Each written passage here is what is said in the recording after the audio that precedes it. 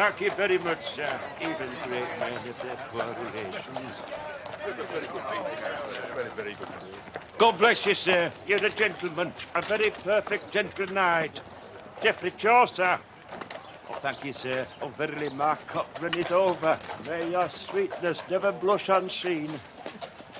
My gratitude knows no bounds, sir.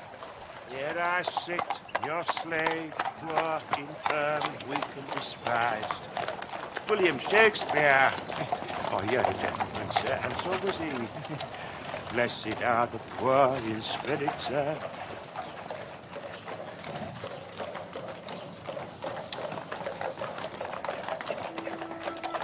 Blessed are the poor in spirit. For yours is the kingdom of heaven, sir.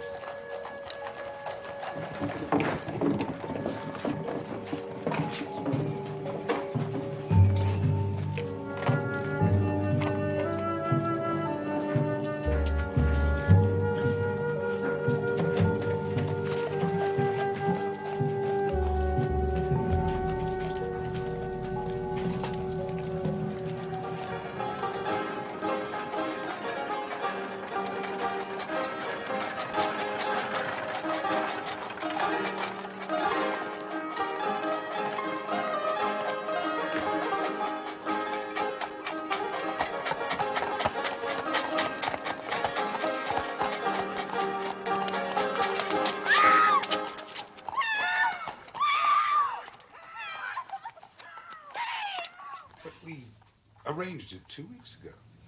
We were to have supper at my club. Yes. He did mention it to me this morning. It was just before the lady called. Lady? Which lady? Well, I don't know her name, but the lady called and Mr. Holmes went out. Oh. In that case, I should take advantage of an early night. Oh, I must answer the door. Of course. Might be a clue.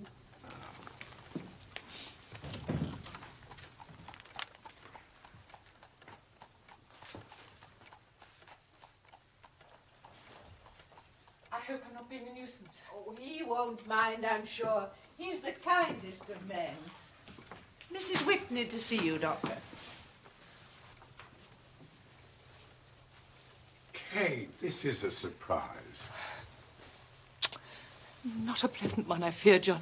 Thank you, Mrs. Hudson. Perhaps some tea? That would be most welcome. You must forgive me for causing so much trouble. Oh, you're causing us no trouble at all. Please.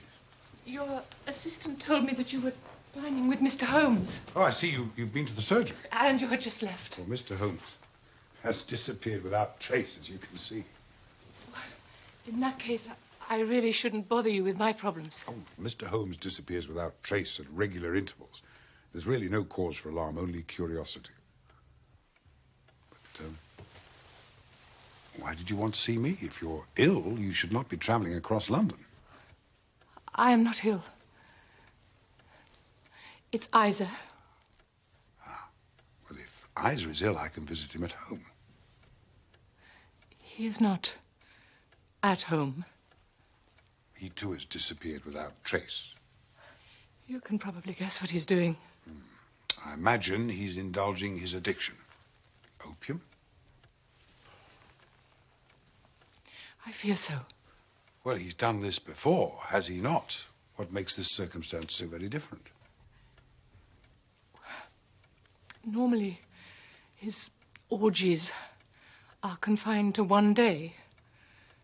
He leaves the house in the morning and returns in the evening, pale and shattered.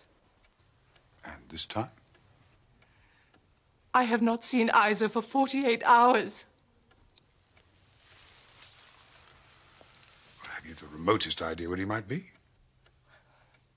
There is an establishment called the Bar of Gold in Upper Swandam Lane.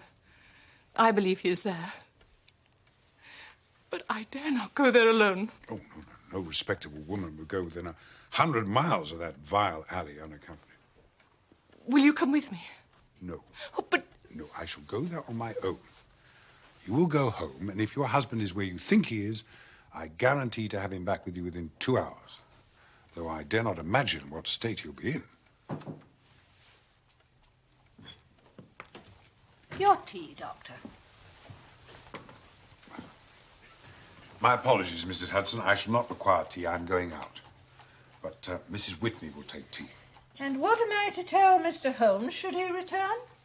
Tell him I've disappeared without trace.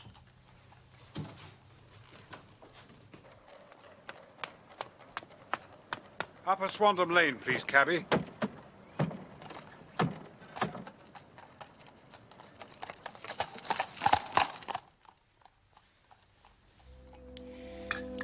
I sometimes wonder whether men ever really truly grow up. They seem to remain little boys forever. Do you wonder about that, Mrs. Hudson? No, Mrs. Whitney, I don't wonder about it. I know it. And they always need us to kiss them better afterwards. In a manner of speaking, of course.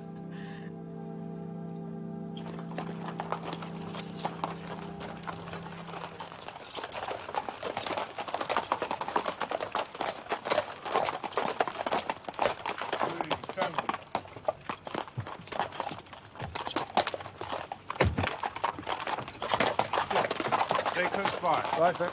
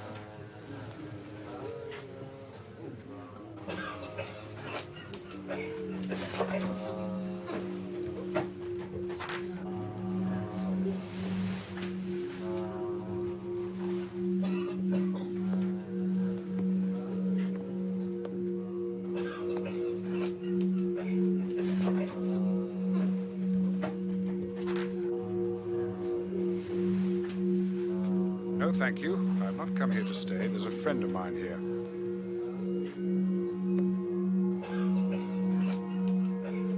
I just wish to speak to Mr. Isa Whitney.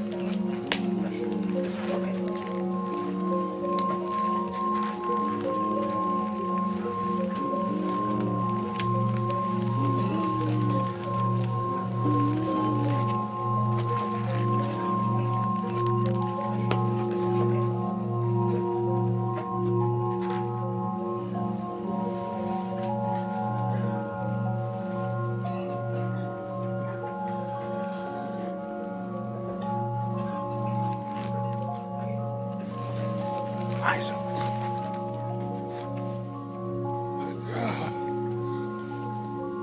What's it? What's the time? It's 11. What's the day? Friday the 19th. I thought it was Wednesday. It is Wednesday. You're trying to frighten me. Your wife has been waiting for you to return home for 2 days. 2 days, surely not. A few hours, perhaps. 3 pipes. 4 pipes. I forget.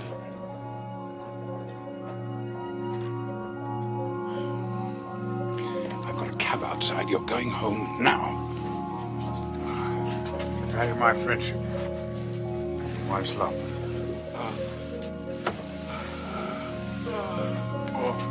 Okay. Come on. I have to pay. The manager. Monday. You have to pay for your own destruction. I'll see to it. Just get out of this dreadful place.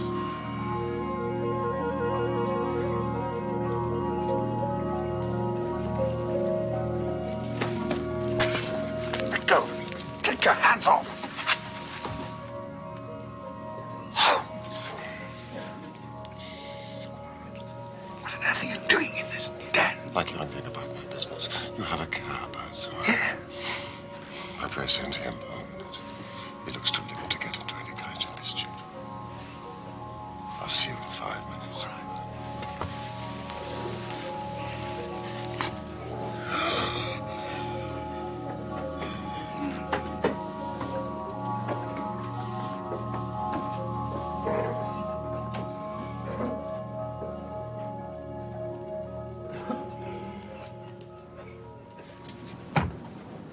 Give this to the lady of the house.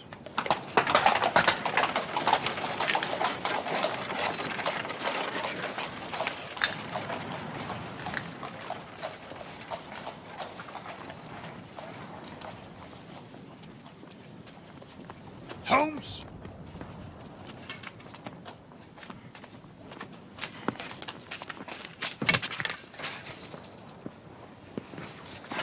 Hi, sir. I'm certainly surprised to see you in that place. I suppose you think I've added opium smoking to all my other little weaknesses. I merely said I was surprised to see you there. As indeed I was to see you. I was searching for a friend. And I felt an enemy. An enemy? Had I been recognized in that place, my life would not have been worth an hour's purchase. John! I'm in the midst of the most remarkable inquiry. I hope you're not smoking a substance in that pipe, Holmes. Only to the extent necessary to merge with the surroundings. I'm off to Lee, in Kent. Are you coming? Of course.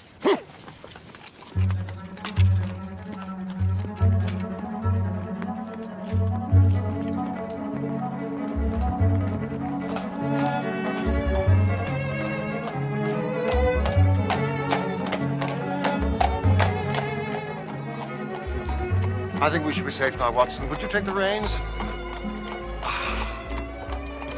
Where exactly are we going?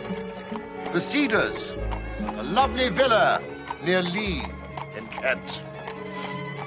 May I ask why I'm going to Lee in Kent? In the middle of the night on a Friday in March? Because you are my trusty comrade and my loyal chronicler, I may need both. Here are the facts, as I understand them.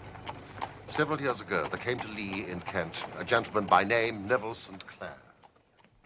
He took a large villa, the Cedars, and about a year later married the daughter of a local brewer. They have 2 small children. He has interests in several companies and travels to the city every morning, returning by the 5:14 train from Cannon Street every night. He is a man of temperate habits, a good husband, an affectionate father, and is popular with all who know him. His debts, as far as we can ascertain, amount to £88 and 10 shillings, while he has £220 to his credit in the Capital and Counties Bank. Therefore, there is no reason to think that money troubles have been weighing him down. Veritable paragon. Watson, there's a hint of skepticism in your voice, which does you no credit. I expect Mrs. St. Clair came to you saying that her husband had disappeared. Exactly. Well, it seems to be a continuous thread in life's fabric. Watson, what is this? I shall ignore your air of resignation to the world's frailties and continue. Right. Oh, please do. On Monday, St. Clair left for the city as usual. Before he left, he promised that he would bring home a box of building bricks for his children. Building bricks? Mark that well, Watson. Soon after he left, Mrs. St. Clair received a telegram to say that a parcel of considerable value had arrived for her at the offices of the Aberdeen Shipping Company. She decided to travel to the city, collect her parcel, have lunch, and do some shopping.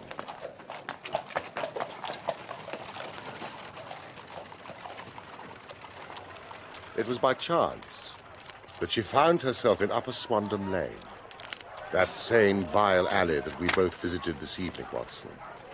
And it was at this point that something quite singular took place.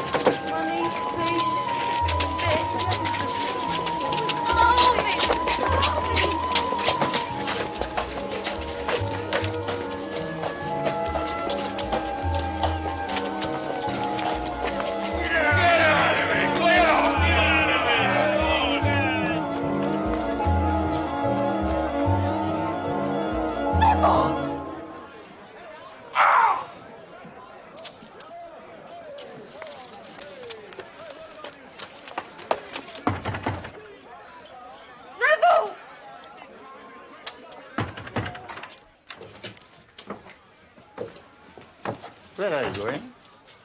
I'm going upstairs. There's nobody upstairs. I saw my husband waving from an upstairs window. There is nobody upstairs. I saw him. I know my own husband.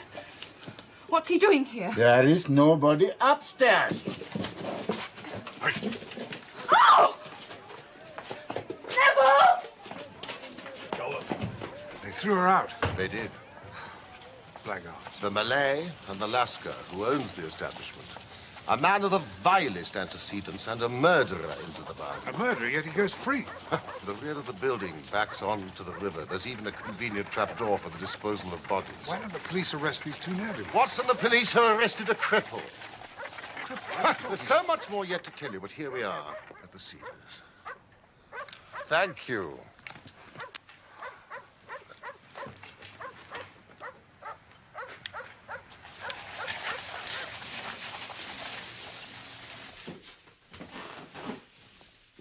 Mr. Holmes.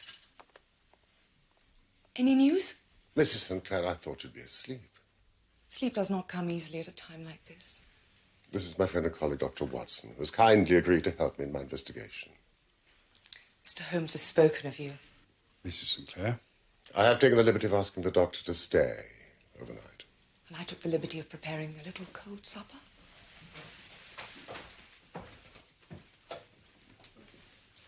Dr. Watson, you take my place. Oh, no, really, Watson, Mrs. Sinclair is a very strong-willed woman. You refuse her at your peril. Thank you. Now, Mr. Sherlock Holmes, before we eat, I should like to ask one or two plain questions, to which I should like plain answers. Certainly, madam. Do you, in your heart of hearts, think that Neville is still alive? Frankly now, I'm not hysterical, nor am I given to fainting.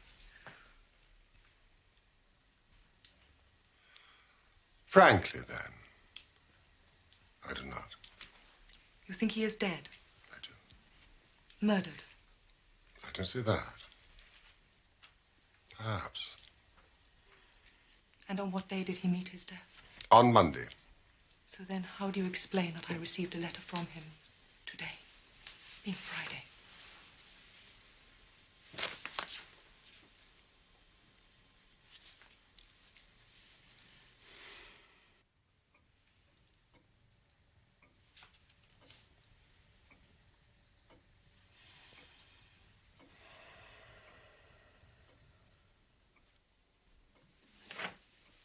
Now, Mrs. Sinclair, I wonder if you would do me a favor. By all means. I have told Dr. Watson what happened up to the moment when you were ejected from that building. Would you tell us what happened subsequently, please? For Dr. Watson's benefit? And for mine. I, too, have to re-examine the facts as we know them. Now, if you're not too tired. Of course. As you may imagine, I do not take kindly to being forcibly removed from a building. I sought and found police help. 2 constables and Inspector... Bradstreet. Bradstreet. And then you returned to the building? Yes. The period of time between these 2 visits was? About 20 minutes. By the time we returned, the door was unbolted. Though I am sure the Lascar had bolted it when I left earlier.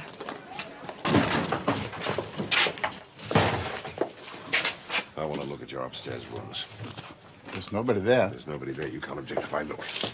You 2 men stay here.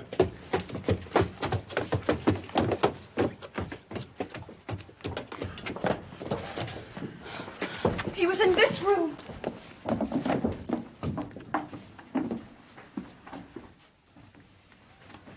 Time and again, I tell you, there's nobody here. May we look in that room?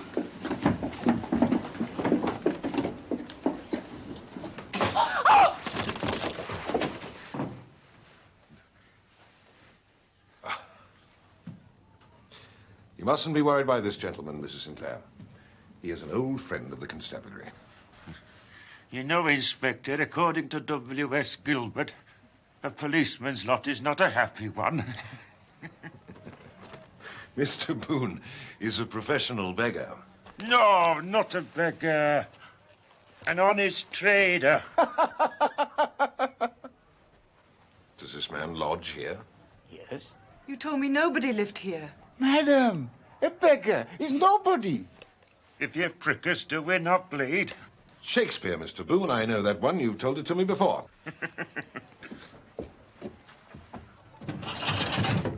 Inspector. The River Thames, Mrs. Sinclair. And a large window. Mrs. Sinclair, a window and a river in close proximity does not automatically mean violent death.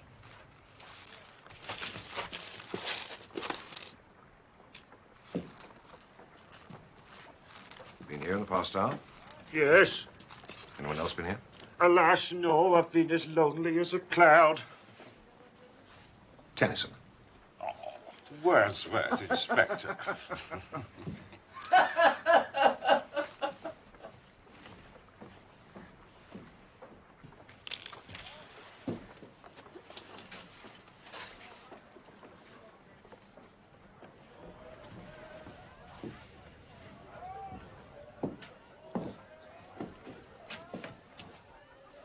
He was standing here.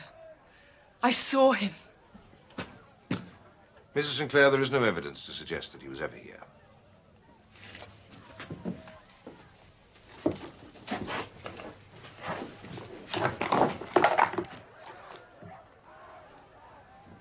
Building bricks, Inspector.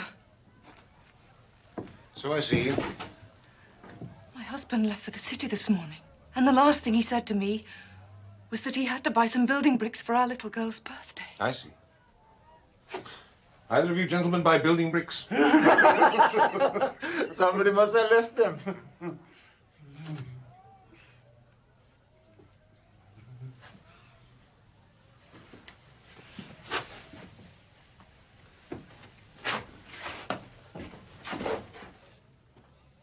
And these are my husband's clothes. Are you sure? Shall I describe them to you in detail as you examine them? My husband's tailor's name is Smart, if you care to examine the label.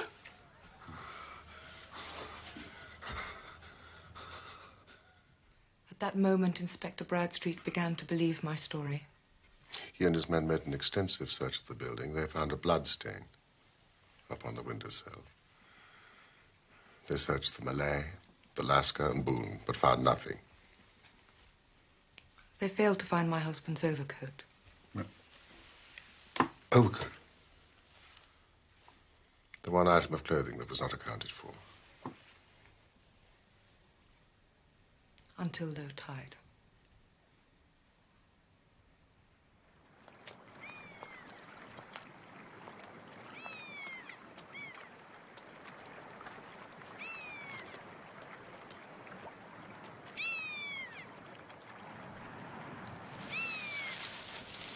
It's heavy, sir. weighted down with something.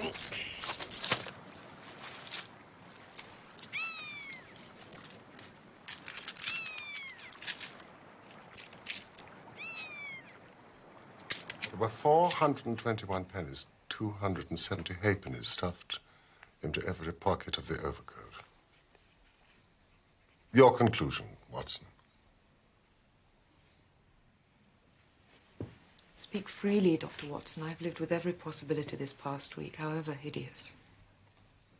Well, the murderer must have been Boone the beggar. Who else could have access to such a vast number of pennies and halfpennies? That is the conclusion reached by the police.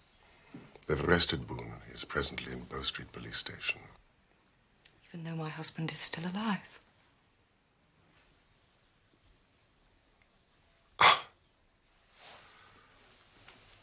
Now, Mrs. Sinclair, let us re-examine the significance of this letter. May I read it to Dr. Watson? By all means. Dearest, do not be frightened. There is a huge error which it may take some little time to rectify. Wait in patience, Neville. Written in pencil on the flyleaf of a book, octavo size, no watermark. Posted in Gravesend by a man with a dirty thumb. This is not your husband's writing. No. But the note is. Without question. It's the hand he always used when he was in a hurry. Whoever gummed down the envelope had, unless I am very much in error, been chewing tobacco. It is a trifle, of course, Watson. But there's nothing so important as trifles.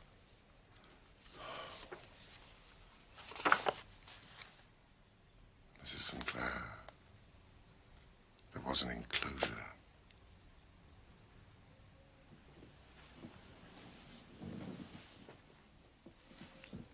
Signet ring.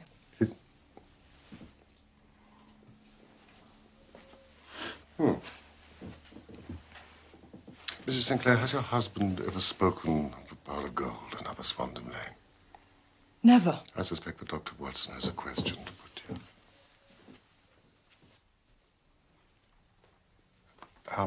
This is a difficult question to ask, Mrs. Sinclair, but has your husband ever shown any signs of taking opium?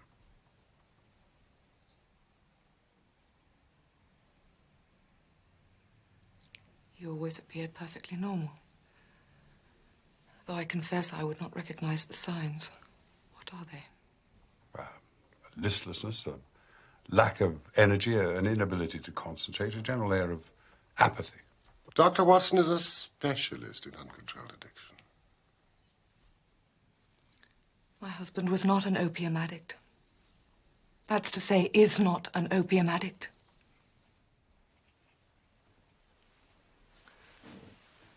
Mr. Holmes, I know you think my husband is dead. I fully realize that letter could have been written on Monday and only posted today. I know the circumstances as they have been described lead to the inescapable conclusion that he has been murdered. But equally, I know that he is alive. There is such a keen bond of sympathy between us. I should know if evil came upon him.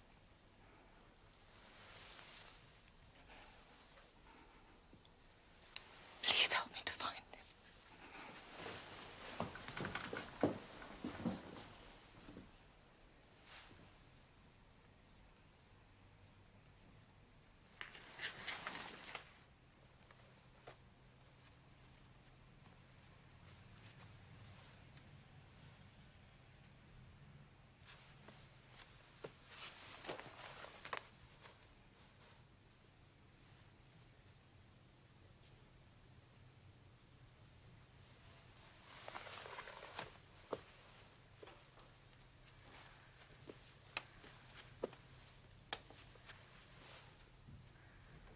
Watson, if Noel Sinclair is alive and well, why doesn't he come home and demonstrate the fact? Well, presumably because he's not alive and well. Yes, but this letter Could have been written at any time. Perhaps under duress. It could even be a skillful forgery. and the signet ring? Easily removed. Especially if the victim is dead. Indeed. Proceeding on the hypothesis that Neville St. Clair is dead, how did he meet his death? Well, clearly he was murdered. By whom? Well, the police think it was this chap Boone. I see no reason to disagree with the police. Except... Except what? You say he's a cripple? Yes. How severe is his disability? It's only a slight limb. Well, my medical experience tells me that when there is a weakness in one limb, it's very often compensated for by exceptional strength in the others. You're not convinced? This man is a professional beggar. He's well known in the city. He's well liked in the city. I've seen him many times. He has a remarkable faculty for repartee with which he delights his many clients. Well, he sounds harmless. Why, therefore, did the police arrest him rather than the Lascar? That is the very question that I put to Inspector Bradstreet.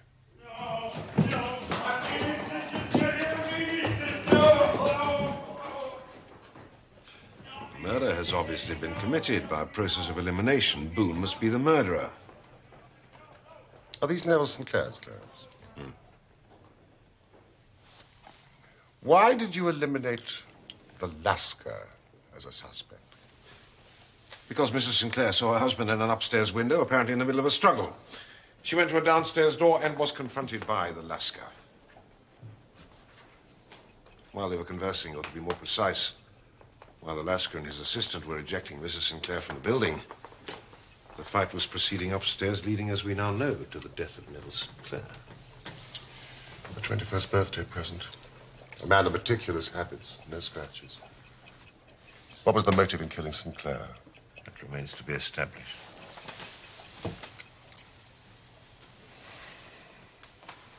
Not a trace of opium. Could it have been robbery? No. No, Sinclair's wallet was in his pocket. The money untouched. How do you explain the coins and the overcoat? I cannot truly answer that, Mr. Holmes. Let me try. Boone kills Sinclair. He removes the outer garments, hoping to capitalize on them and their contents.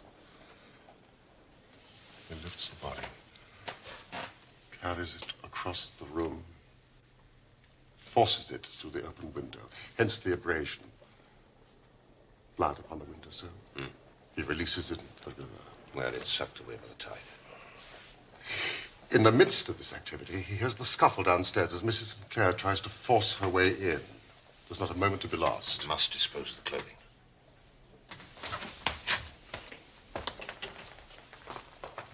He starts with the overcoat. He realizes at once it will float and not sink. So what does he do?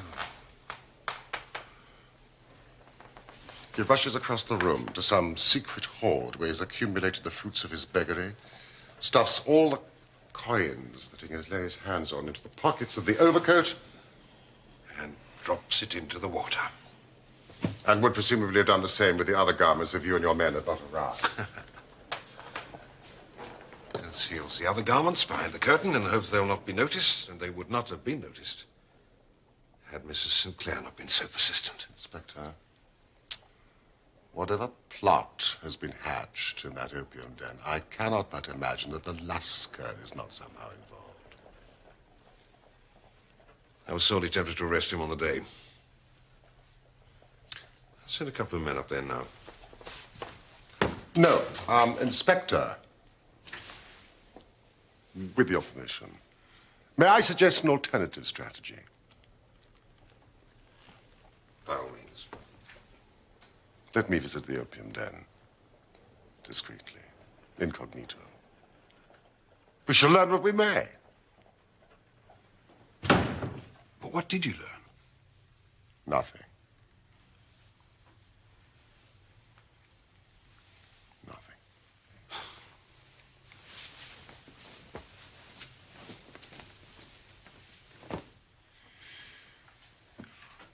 Everybody, as far as I can ascertain, appears to be telling the truth.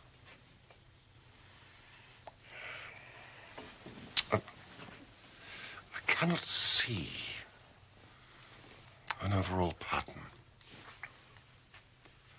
Can you see a pattern, Watson? Oh, I see no pattern. But I do see a woman who, despite all objective circumstances, still believes that her husband is alive. And you've said on many occasions that the impression of a woman may be more valuable than the conclusion of an analytical reasoner.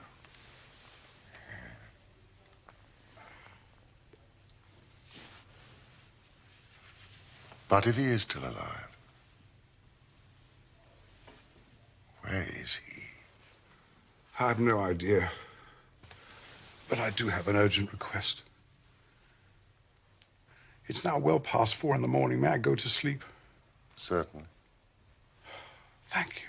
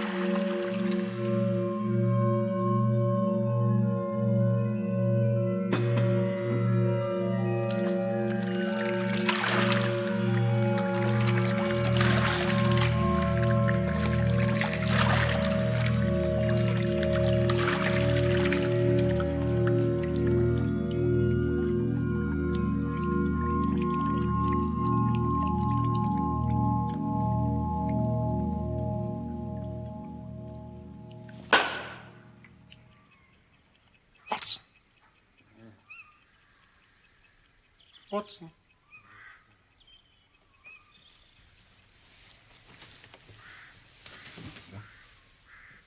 Well, what time is it? Dawn. I've only had 2 hours sleep. I wonder if you do me the very great kindness of considering the possibility of waking up. I assume you have a good reason. Are you game for the drive? Certainly, but does it have to be this early? I have a little theory I wish to test. Is anyone's life at stake? Certainly not. Wouldn't it be possible to test your theory a little later this morning? I'll see you downstairs in 5 minutes. 5 minutes.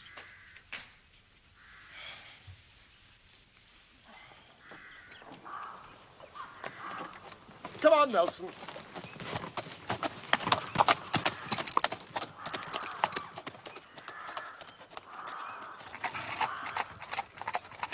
You have the grand gift of silence, Watson.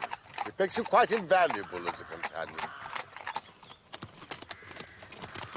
Watson, you're in the presence of one of the most absolute fools in Europe.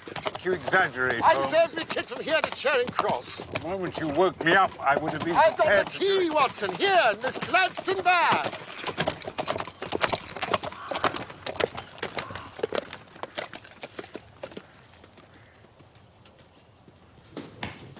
Good morning, gentlemen.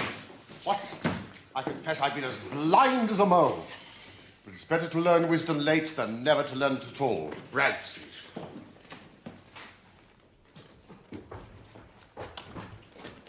Bradstreet. I've called about that beggar man, Boone. He's in the cells, Mr. Holmes. What can I do for you? I should very much like to see him. He'd probably be asleep. Most of the population is probably asleep, Holmes. Very well, Mr. Holmes. Dr. Watson, if you come this way. You can leave your bag in the office, Mr. Holmes. I'll take it with me. It contains the key. He's a dirty scoundrel. Filthy. Refuses to wash. Says washing weakens a man's resistance.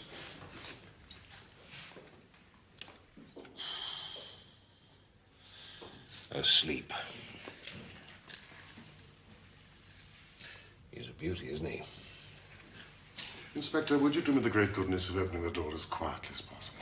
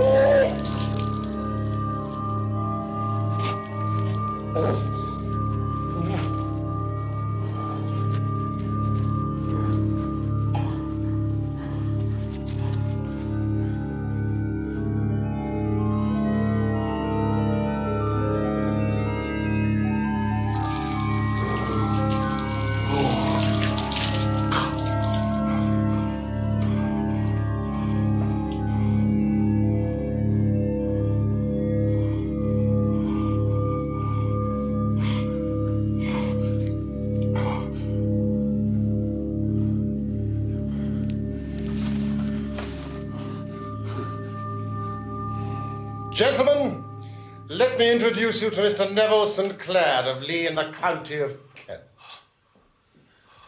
Great heaven. It is true. And pray, what am I being charged with? Charged with making away with Mr. Neville St. Clair. Making away with myself? I've been in the force for 27 years. This takes the cake. But since it is obvious that no crime has been committed, I am illegally detained. My strength is as the strength of 10, because my heart is pure. Alfred Lord Tennyson.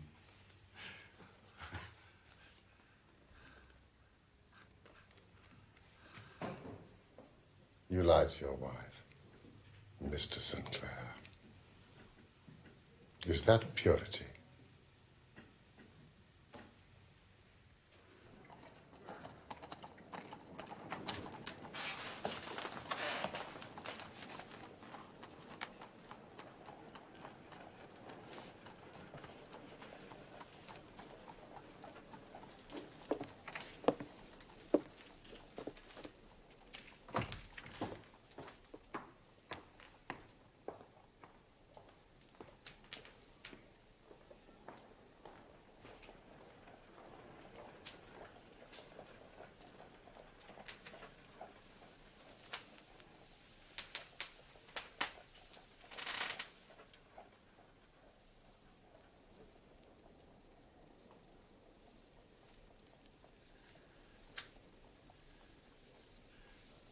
Let it be understood that I would have endured imprisonment, even execution, rather than reveal my miserable secret to my wife and children.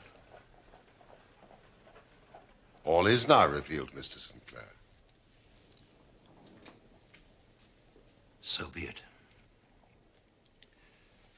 My father was a schoolmaster in Chesterfield. I received an excellent education, traveled, took to the stage, and finally became a reporter on a London newspaper. One day, my editor wished to have a series of articles upon begging in the metropolis, and I volunteered to supply them. So you became a beggar? Yes. And your experience as an actor must have proved invaluable. Yes. Exactly. Yes, I painted my face to make myself look as pitiable as possible. I manufactured frightening scars. I twisted my lip with the aid of a piece of flesh-colored plaster. And then with a dark wig and appropriate clothing, took my position in the busiest part of the metropolis. Ostensibly as a match seller, but yes, really as a beggar. And you did well? Yes. In one day I took 26 shillings and 4 pence. I wrote my articles for the newspaper, my editor was delighted, and I thought no more about it. Until one day, I backed a bill for a friend of mine and had a writ served on me for £25. Well, I was at my wit's end. I mean, what could I do?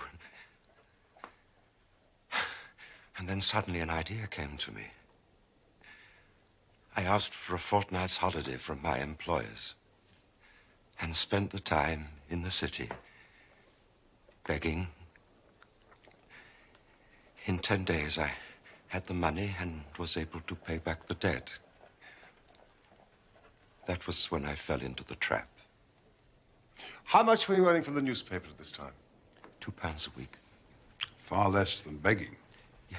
During the last few years, I have earned on average at least £700 a year.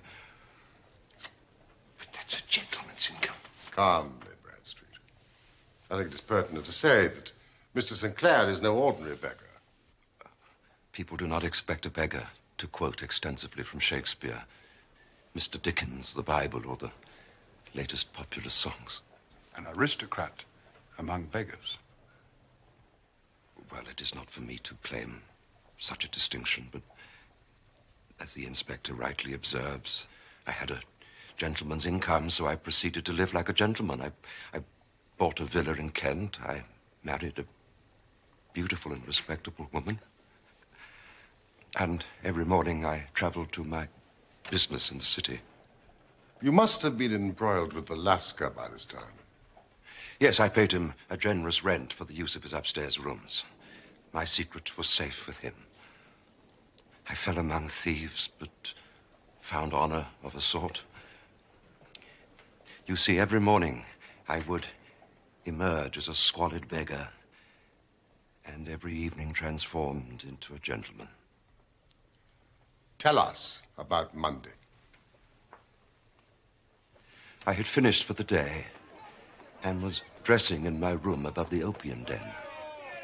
And suddenly I looked out of the window.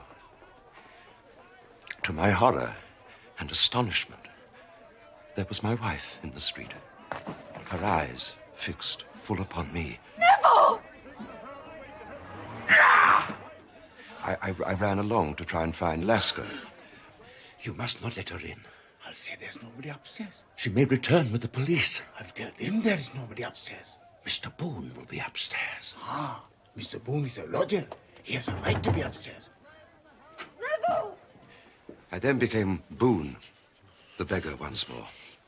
And then it occurred to me that there might be a search of the room and that my clothes might betray me. So I picked up my coat, which was weighed down with the coins that I had just transferred from my leather bag in which I carried my takings. The rest of my clothes would have followed, but at that moment, the police arrived. The rest you know. We found blood on the windowsill. In my haste to open the window, I cut myself. A minor abrasion, but if you prick me. And thus I was arrested on suspicion of having murdered myself. And thus you caused your wife much anguish. But I wrote her a letter. And gave it to the Lascar to post? Yes. It was not delivered. It arrived yesterday. He probably gave it to one of his sailor customers. I shall never forgive myself the agony which I have inflicted upon my wife. Can I go to her now? I think we must impose one condition, Mr. Sinclair. Anything. There must be no more of you, Boone. I swear it by the most solemn oath that a man can take.